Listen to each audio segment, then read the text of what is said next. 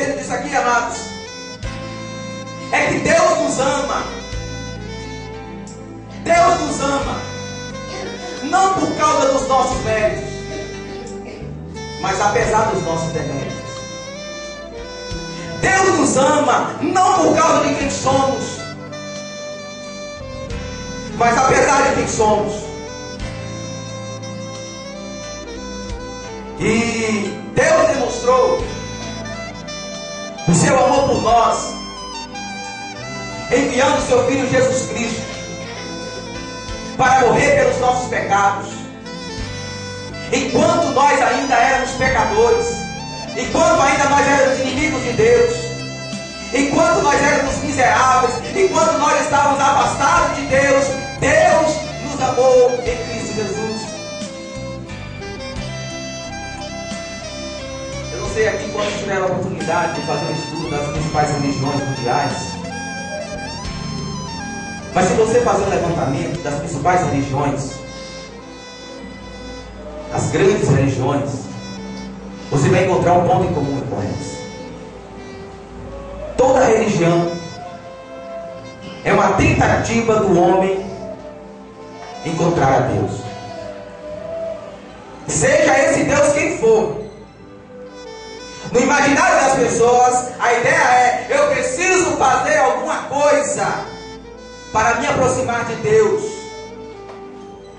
E toda religião nada mais é do que uma tentativa de se construir uma estrada da terra para o céu, para que o homem, por seus méritos, por seus esforços, por seus sacrifícios, pela sua obediência, alcançar o favor de Deus. Mas na contramão de tudo isso está o Evangelho de nosso Senhor e Salvador Jesus Cristo. Sabe por quê? Porque o Evangelho não é o homem procurando Deus, é Deus procurando o homem. O Evangelho não é uma estrada construída da terra para o céu.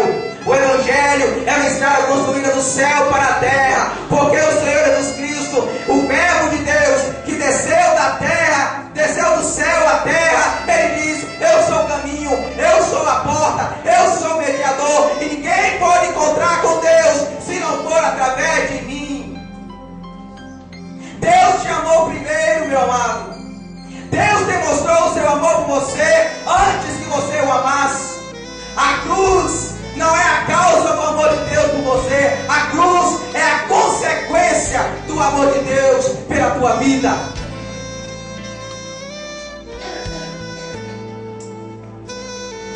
Não foi você que amou a Deus primeiro. Não foi você que buscou Deus primeiro, mas foi Deus que foi ao teu encalço. Deus que foi atrás de você. O texto de João, capítulo 3, versículo 16, diz: porque Deus amou o mundo de tal maneira que deu o seu Filho único, para que todo aquele que nele crê não pereça, mas tenha vida eterna. Porque Deus prova o seu próprio amor para conosco, não pelo fato de termos amado a Deus primeiro, mas pelo fato de Ele nos amar, enviando o seu Filho Jesus Cristo para morrer por nós, enquanto nós ainda éramos pecadores. Deus enviou o seu Filho Jesus Cristo. Deus enviou o seu Filho amado para morrer por nós. E Ele promete nos dar todas as coisas em Cristo Jesus. Foi Deus que foi atrás de você. Foi Deus que te procurou. Porque Ele te ama. Deus te amou de maneira sobrenatural. Deus te amou de maneira profunda. Amados, mesmo que nós tenhamos praticado inúmeros pecados contra Deus, mesmo que nós tenhamos praticado iniquidades, ferido a santidade de Deus, o Senhor nos ama de maneira extraordinária. E Ele entra nesse processo de reconciliação. É Ele que toma a iniciativa de nos reconciliar consigo mesmo. É Ele que nos procura. É Ele que nos traz para a sua comunhão. Porque Ele te ama de maneira extraordinária. Quando foi que Deus começou a te amar? Desde toda a eternidade. antes de você nascer. Mesmo quando você estava no ventre da tua mãe, ali você já foi alvo do amor e do favor de Deus. Deus está à procura dos homens para se reconciliar com Ele mesmo. Deus nunca deixou de amar você. Mas em terceiro lugar, a reconciliação ela é mediada por Jesus Cristo. Olha só o que o texto diz: tudo isso provém de Deus, que nos reconciliou consigo mesmo por meio de Cristo. Deus estava em Cristo reconciliando consigo o mundo, não levando em conta os pecados dos homens. O texto está dizendo que Deus não nos reconciliou consigo mesmo por meio da vida de Jesus, ou por meio dos ensinos de Jesus, ou por meio dos milagres de Jesus. O texto está dizendo que Deus nos reconciliou consigo mesmo por meio da morte de Jesus. Em outras palavras, Deus teve que pagar o maior preço para nos reconciliar consigo mesmo. É muito importante nós entendermos isso, amados, porque é comum nós ouvirmos as pessoas dizerem que todos os caminhos conduzem a Deus. Nós estamos vivendo na era do inclusivismo religioso, e no inclusivismo religioso o importante é ter uma religião e ser sincero. E não se discute religião, sabe por quê? Porque cada um tem a sua. Nós vivemos em uma sociedade onde não há verdades absolutas. Cada um tem a sua verdade, cada um tem a sua crença, cada um tem a sua fé, cada um tem o seu Deus, e ninguém discute religião, porque no final todas levarão para o céu, para a salvação.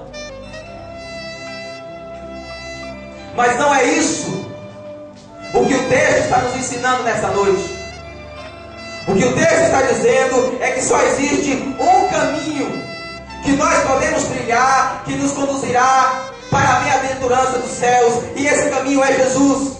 Só existe uma porta que o homem possa entrar para gozar das mansões celestiais, e essa porta é Jesus. Ninguém, nem nada além de Jesus. É só através de Jesus que nós podemos ser reconciliados com Deus.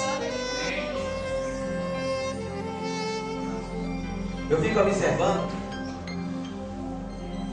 quando Deus decidiu criar todas as coisas, e Ele criou todas as coisas em 6 dias, descansou no 7. Deus só precisou falar. Deus disse: haja, e houve todas as coisas. Quando Deus decidiu criar o homem, Ele não falou. Ele pegou o barro, botou o barro e soprou no barro, e o homem passou a ser uma alma vivente.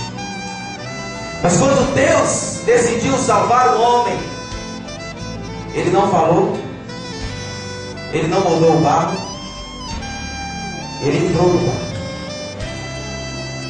O Verbo se fez carne e habitou entre nós, cheio de graça e de verdade. O Deus infinito, maior do que tudo o que existe, e o que existe já é assombrosamente grande, e Deus é infinitamente maior. Esse Deus, por amor a mim e a você, Ele decidiu se esvaziar, se esvaziar, se esvaziar, se esvaziar, e assumir a forma de um feto no ventre de uma mulher virgem. E Ele nasceu em uma manjedoura, cresceu em uma carpintaria e foi morto em uma cruz.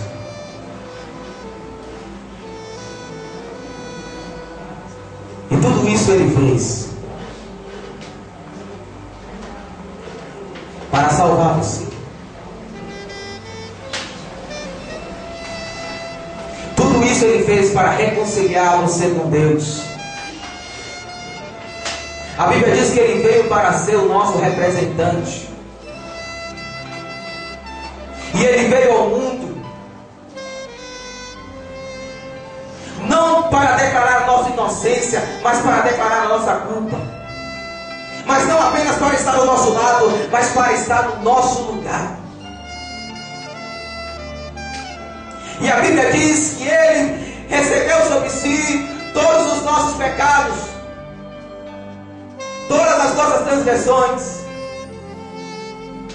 Observe comigo o que o texto diz. Deus tornou pecado por nós aquele que não tinha pecado, para que nele nos tornássemos justiça de Deus. E a pergunta que eu faço: por que será que o Filho precisou assumir a forma humana e ter morrido em uma cruz? Por que será que Deus tinha que se feito homem? E eu entendo porque o caráter de Deus, Ele é santo, Ele é justo. E Deus sabia que o pecado, Ele tinha que receber a morte. A recompensa do pecado era a morte. E Deus não podia voltar atrás da sua palavra. E se Ele queria resgatar os homens, tinha que haver um homem justo que pagasse o pecado desses homens. E esse homem foi Jesus. Ele levou sobre si as nossas transgressões. Ele levou sobre si os nossos pecados. Ele sofreu a punição pelos nossos delitos. O castigo que nos traz a paz estava sobre Ele. E pelas suas pisaduras, pelos seus sofrimentos, nós somos sarados. Ele foi o alvo ali na cruz de toda a ira de Deus pelo meu e pelo seu pecado. E naquela cruz, irmãos, a Bíblia diz que o universo geme de dor. O sol em pleno meio-dia, ele perde a sua luz. A Bíblia diz que Jesus não tinha beleza porque ele era todo pecado. Ele foi rasgado, ele foi perfurado,